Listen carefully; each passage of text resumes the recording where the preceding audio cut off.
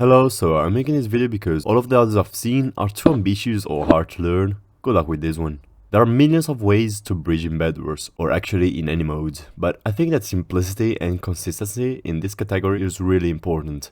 Actually, the most important, because if you're too bad at bridging or too slow at it, somebody will step up on you and you'll lose the game. So today I'm here to explain and share how to make your bridging experience the best into your Bedwars games. First of all, I will settle down which bridging methods I use and later on how I actually make them part of my Bedwars games. So the one I use every day, anytime, is just Ninjabridging. I actually don't know how to call it because there's different names to this and especially this type of bridging is used worldwidely, so yeah, it may be called in other ways. The second type I normally use in Bedwars games is double stack. It's just a staircase going upwards and it's just very occasional, typically used when you have to reach higher platforms. The last bridge type I want to show you is, it actually doesn't have a name, but I call it 3-in-1. It is a method of bridging to use when the platform you're reaching is just not that high and normally far away, or just for getting the high ground on your enemies. So these three are the bridges types I use every day. I feel like they're the most normal bridges and they're accessible to any kind of player with some practice beforehand, obviously.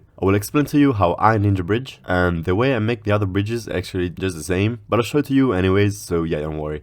So for ninja bridging, what you have to do basically is place a block, unpress the shift button and go sideways, pressing either A and S or D and S. When you feel like arriving at the edge of the block, you press shift again, and when you reach the end of it, just repeat the sequence again. There are ways to refine this and get the best output out of ninja bridging. I'm not a bridging god, so when I do these bridges, I try to stay as safe as possible to surely make the bridge, but do not fall in the void. Because if you fall in the void, then you're literally pretty much screwed, and you have to start the bridge again. There are two ways to do ninja bridging, and they depend on which part of the face of your starting block you're looking at. For example, this is a starting block. I can either look at the very top of it, or I can look at the very bottom. Guess what I do?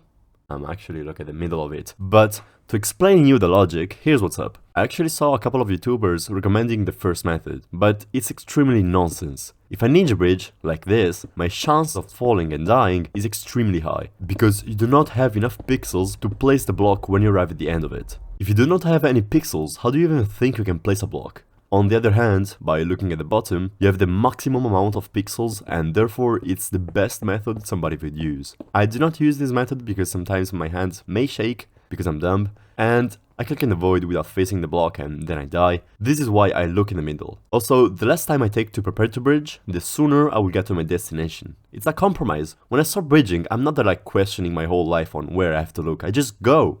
Do that.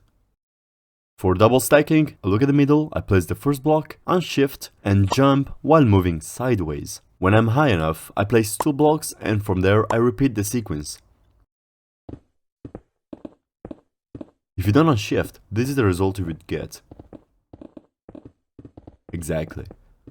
Try to stay unshifted as much as possible.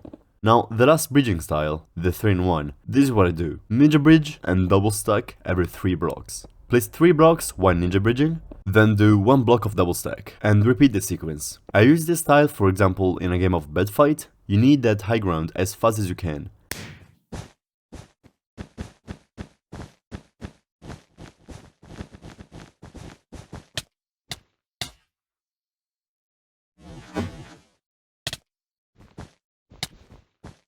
But now I will show you the best reason why 3-in-1 is an extremely useful bridging style. You can run while jumping on it. Okay, if I did a double stack, I wouldn't be able to run on it, and I have to jump each block here and there, and I'm stopping every time. Also, if you make a double stack in front of your bed, an enemy could block your bridge very easily, and therefore just get the high ground. That's all for bridging in Bedwars. The more sweat you are at bridging, the better you will be in games. Oh, and remember to subscribe.